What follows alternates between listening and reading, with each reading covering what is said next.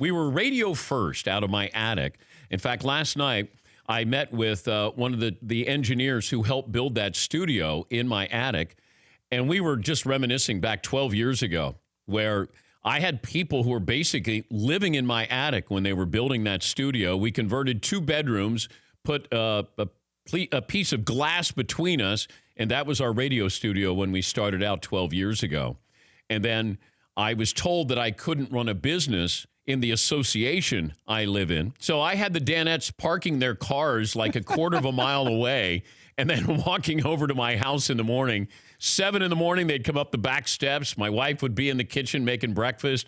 Kids would be, it'd be chaos with 4 kids trying to get them out the door.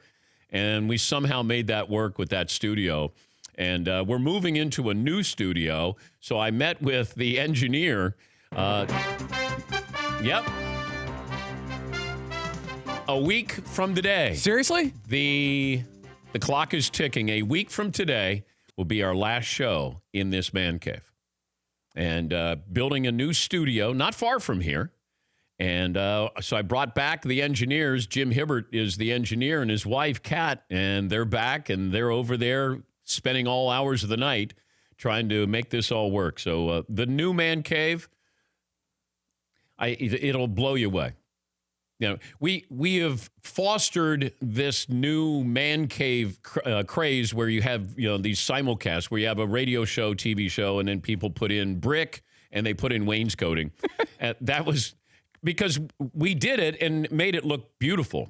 And to put in these cameras that we have, so it's a TV studio. And this was just something that I brought all the memorabilia I had at home and we just slapped stuff up and we're above the local bar that we go to, and this used to be an old dance studio, and we were talking about how creepy it was when we first came up here. Paulie was there with me that first day because I had to find a studio, and we wanted to put cameras in, and we went to the bar, and we had a beer, and then all of a sudden, we ran into the landlord who said, hey, I got space upstairs.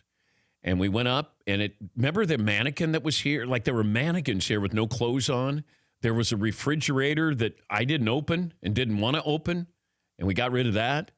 So it was kind of creepy in here. Then we found out some guy named Jeff died in here, spelled Geoff. Yeah, which is problematic. Yeah.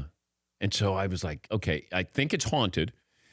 The Danettes occasionally would sleep here. And then they'd get creeped out because they'd hear all these weird noises in here. So then they had to, hey, can we put the lights on when we sleep here? I said, yeah, you can. But McLovin, I know, got creeped out when you'd sleep here. I don't even like you talking about it now because Jeff might hear you right now and be like, I'm going to make my presence known before you leave. Yeah, Paulie. This room was so chewed up when we first went and saw it. There was an architect and an engineer came over, and this room this big dance studio had not been used in over 2 decades. Yeah. It still had 2-prong outlets from the 60s and 70s. There was a spot in the corner, way behind me in the corner, where you could take your arm and wiggle it through the drywall and touch sky. You could touch the outside of the building from the inside of the building. And I remember the engineer going, that's not up to code. Paulie, that's called ventilation. Yeah. That's what that was. Yeah, and then we had the Mancave show come in, Saragusa. Jason Cameron, they came in and they did an unbelievable job here. Mike Buckley was the guy who was heading up this project, and he had 3 months to put it all together and get TV cameras in here and make it sound great. So we have about a 3-month window of building out this new studio that is going to be unbelievable. I'll give you some hints. I'll show you some of the stuff that we're putting in there, but if anybody's going to try to replicate this man cave, good luck, because it ain't going to happen. Yes, Fritzy. Now, what's the restroom situation? Because that's something that needs to be addressed, and where it's located, how far it is from the studio during a commercial break. That was you were considered when it came to the bathroom, the location of the bathroom. Were the rest of us considered? No, if you know what I mean. No. Oh, you were, because there's 2 separate bathrooms there that are within walking distance of the other side where you guys are. Yes, Eden. This is actually the thing I'm most excited about in the new studio, is the bathroom setup.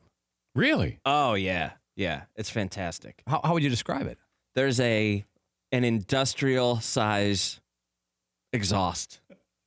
Okay. That is just going to make the overall square footage so much more pleasant to be in on a daily basis. It could actually suck a small child out of, the exhaust. Which is about what we need. Yeah, you do. Yes. Like if, say, a window was blown out in an airplane midair, like that. We're Yes. talking like that. Yes. Yes. That level of suction. Yeah. When it came to that, I spared no expense. Had to cut some corners cost-wise with some other stuff. So worth but it, not though. that. So, DirecTV, Audience Network, and our new TV partners, brlive.com. That's Bleacher Report. So, but the one thing that we've tried to do, and hopefully we've continued to do it and will continue to do it, is if you're listening on radio, that you don't feel like you're missing something with the TV part of it. But if you're watching on TV, you're getting what you would get on radio as well. And that was really important when we started this. I said that I'm loyal to the radio audience.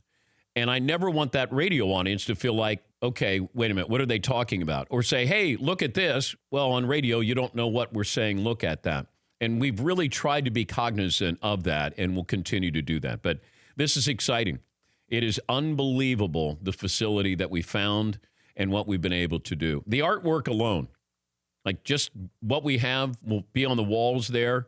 But, all of our sponsors, are part of this as well. Traeger and Callaway, Golden Road. So that's the fun part where you're able to just do this and it looks like this man cave on steroids. Yeah, Paulie. If we have a garage sale here, we're going to be rich. Nope, I'm bringing all this stuff. Oh, is that right? Yeah. For more Dan Patrick Show, tune to Audience Channel 239 on DirecTV or download the Dan Patrick Show app.